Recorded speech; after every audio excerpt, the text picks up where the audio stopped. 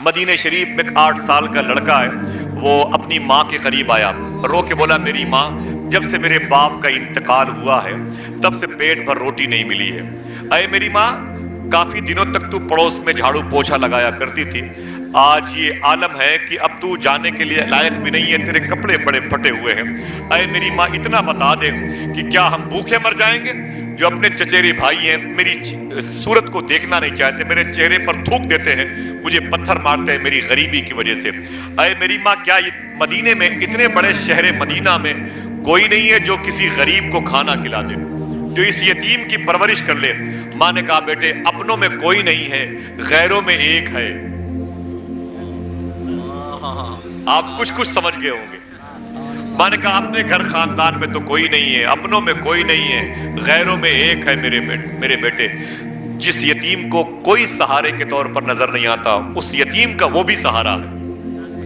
جسے کوئی سینے سے لگاتا نہیں، وہ بھی اسے سینے سے لگاتا ہے۔ جو یتیموں کی خبر گیری کرتا ہے، میرے بیٹے اس مدینے میں ایک ہے جسے آمینہ کا لال کہتے ہیں۔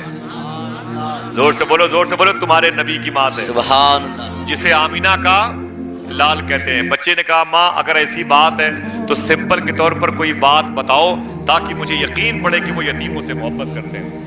میرے دوستو، سکون اسی وقت ملے گا جب حضور کے کردار سے اپنے آپ کو جوڑو گے، ورنہ ایول کھا کے، کمپوز کھا کے، سگریٹ پی کر کے، موسا گل اور کوک سیرپ پی کر کے سکون کی نیند نہیں لے سکتے۔ جب تک حضور کا کردار تم فالو کرو گے، تمہیں چٹائی پر بھی بغیر پنکھے کے نیند آتی رہے گی انشاءاللہ، اور یہاں سے جانے کے بعد اس قبر میں بھی آپ کو سکون سے سونے کی توفیق ملے گی، جہاں پر بڑے بڑے امیروں کی پریشانیوں کی تصویروں کو دیکھنے کے بعد لوگ بے ہوش ہو جاتے ہیں۔ میری بات سمجھ گئے؟ سنیں اسلام کسے کہتے ہیں؟ ذرا ہاتھوں کو اٹھا کے بولے سب سے بہتر دین، اسے یاد کیجئے گا، بڑی پیاری بات ہے۔ حضور صلی اللہ علیہ وسلم کے شہر کا معاملہ ہے۔ وہ لڑکا کہتا ہے کہ میری ماں یہ محمد کون ہے جن کا پتہ تو بتا رہی ہے؟ کہہ دو صلی اللہ علیہ وسلم۔ ماں نے کہا بیٹے یتیموں سے محبت کرتے ہیں۔ بیٹے نے کہا امی سمپل کے طور پر کوئی بات تو بتا دو ان کے بارے میں۔ بتا دوں میں؟ ہاتھوں کو اٹھا کے بتاؤ، بتا دوں؟ اسے یاد رکھنا، بتانا اپنی بہن بیٹیوں کو انشاءاللہ۔ ہاں میری ماں بہنیں بیٹھی ہوئی ہیں، وہ عورت کہتی ہے میرے بیٹے ان کی سمپل کے طور پر ایک بات سن لے۔ ایک مرتبہ اپنے غلاموں کے ساتھ یہ بیٹھے ہوئے تھے اور اچانک ایک عورت آ گئی۔ اس نے دروازے کے سامنے سے اس نے کہا محمد اے مسلمانوں کے نبی میرے سامنے آ جاؤ۔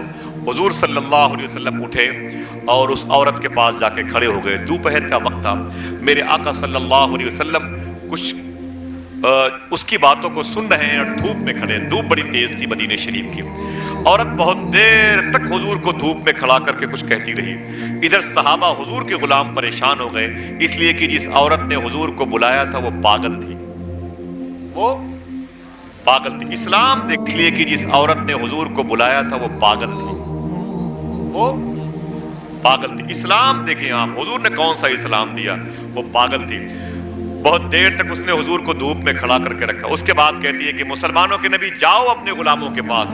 جب میرے آقا صلی اللہ علیہ وسلم تشریف لائے نا تو عمر فاروق اعظم کھڑے ہو گئے، بولے آقا معافی چاہتا ہوں، اتنی دیر تک آپ دھوپ میں کھڑے تھے، سرکار آپ دھوپ میں کھڑے تھے، اس عورت کے بلانے پر آپ چلے گئے تھے، سرکار وہ پاگل ہے، پاگل، وہ پاگل، اس کا دماغ خراب ہے، پورے مدینے میں اس سے کوئی بات نہیں کرتا۔ اب حضور کا جواب سن کے کسی کے ہاتھ نیچے نہ ہو، ہاتھوں کو اٹھا کے بولیے گا سبحان اللہ۔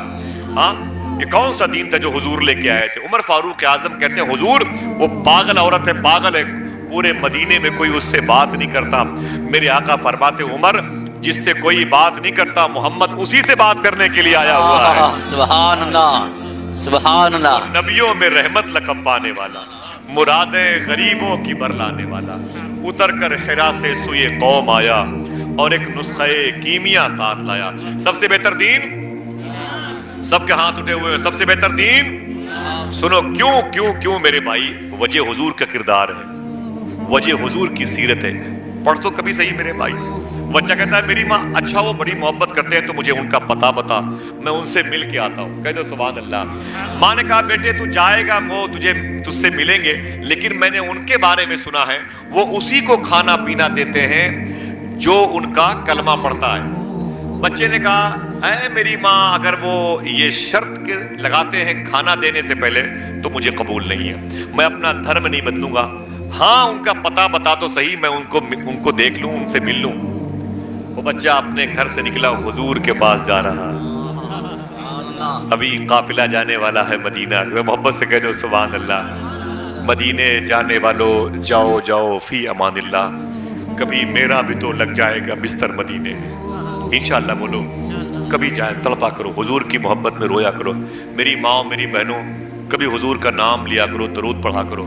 دوستو ہاتھ جوڑتا ہوں، پاکستان سے ایک حاجی صاحب اسٹیمر پر بیٹھ کے مدینے جا رہے تھے، اور جیسے کچھ لمحہ گزرا اسٹیمر کا ساحل سمندر سے لہروں پہ دوڑنا نا، وہ حاجی صاحب اپنی سیٹ سے اٹھے اور کیپٹن کے پاس گئے۔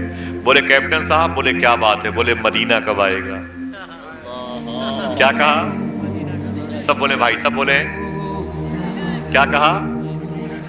اچھا، حضور کے شہر کا نام کتنا پیارا ہے کہ نہیں؟ خدا کی قسم نام کتنا پیارا ہے، ذرا محبت سے کہہ دو سبحان اللہ۔ جو لب پر مدینہ مدینہ رہے گا، سلامت بھنور سے سفینہ رہے گا، اسی کو بلائیں گے آقا مدینہ، جو بے چین 12 مہینہ رہے گا۔ اللہ اللہ۔ وہی اسٹیمر بیٹھا تھا، اس نے کہا کیپٹن صاحب مدینہ کب آئے گا؟ تو کیپٹن نے کہا کہ 17 دن لگیں گے۔ کتنے؟ اب وہ کیپٹن رونے لگا، کیپٹن کے کہنے پر وہ حاجی رونے لگا، رات بھر اپنی سیٹ پر بیٹھا ہوا روتا رہا۔ صبح ہوئی تو پھر کیپٹن کے پاس، کیپٹن صاحب، اس نے کہا کیا بات ہے؟ بولا مدینہ کب آئے گا؟ کیا بولا؟ مدینہ کب آئے گا؟ کیپٹن نے کہا میں نے کل تو بتا دیا ہے کہ 17 دن لگے گا، آج کہہ رہا ہوں 16 دن لگے گا۔ پھر رونے لگا، اپنی سیٹ پر بیٹھا۔ پھر 4-5 گھنٹے کے بعد کیپٹن صاحب، بولے کیا بات ہے؟ بولے مدینہ کب آئے گا؟ بولتے رہو بولتے رہو، پھر سے بولو۔ اگر یہی پڑ گئی عادت تو سو جاؤ گے اور خوابوں میں اپنی ماں سے پوچھو گے امی مدینہ کب آئے گا؟ ہائے ہائے، سبحان اللہ سبحان اللہ۔ ممبئی آپ کا باپ آپ کو لے کے جائے گا، آپ بولے گے یہ کیا ہے؟ بولے ابو ممبئی آ گیا، تو پوچھو گے ممبئی تو آ گیا، مدینہ کب آئے گا؟ ہائے ہائے سبحان اللہ۔ کباب آہو میں بھی نہ پایا مزہ جو دل کے کباب میں۔ حضور کی محبت بھی محبت ہے، بڑی عظیم شان ہے میرے آقا صلی اللہ علیہ وسلم۔ کبھی عشق رسول کے حوالے سے گفتگو ہوگی انشاءاللہ۔ آج میں چاہتا ہوں کہ تھوڑا سا بچوں کو اسلام سمجھ میں آ جائے، ورنہ حالات بڑے خراب ہیں۔ آپ یقین کریں، میں ابھی 5-6 دن پہلے لکھنؤ سے فلائٹ لے کے، قاری صاحب خدا کی قسم صحیح بات ہے، مجھے تکلیف کبھی نہیں ہوئی۔ میں جا رہا تھا احمد آباد شریف جا رہا تھا، اور جیسے میں فلائٹ میں چڑھ رہا تھا نا، ایک آدمی اتنی بدتمیزی کر رہا تھا میرے ساتھ، پوری زندگی ہو گئی میں اتنا برداشت کیا میں نے، وہ اللہ اس کے رسول کے بارے میں اس قدر برا بھلا کہہ رہا تھا۔ میں نے اسے پیچھے مڑ کے دیکھا، فلائٹ میں بالکل اندر میں اپنی سیٹ پر بیٹھ رہا تھا، وہ میرے پیچھے پڑ گیا تھا۔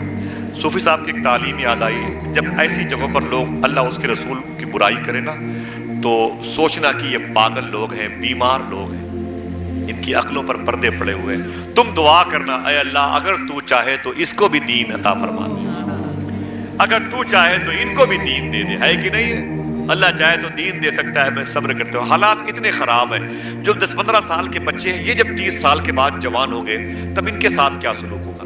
ان پر شراب کی بوتلیں پھینکی جائیں گی، آپ ہیں کہاں؟ ساری تیاریاں مکمل ہو گئی، قرآن چھین چھین کر کے جلایا جائے گا۔ آنے والے وقتوں میں اللہ معاف فرمائے، وہ دن نہ لائے، آمین کہہ دیں۔ اسلام سکھاؤ اپنے بچوں کو۔ اس لیے میں نے اسلم بھائی عبد الجبار بھائی اسی ٹاپک پر تھوڑی سی بات کی ہے، بچوں کو دین سمجھ میں آئے۔ یہ محبت نہیں کرتے یار، ہوٹل میں بیٹھے ہیں تو کسی غریب کو چائے نہیں پلاتے، رکشے میں بیٹھ کے اپنے گھر آ گئے تو اس نے کہا کہ 15 روپے ہوتے ہیں، تو یہ کہتا ہے میں 10 روپے پکڑ لے سارے کے تیرے کو ماروں گا۔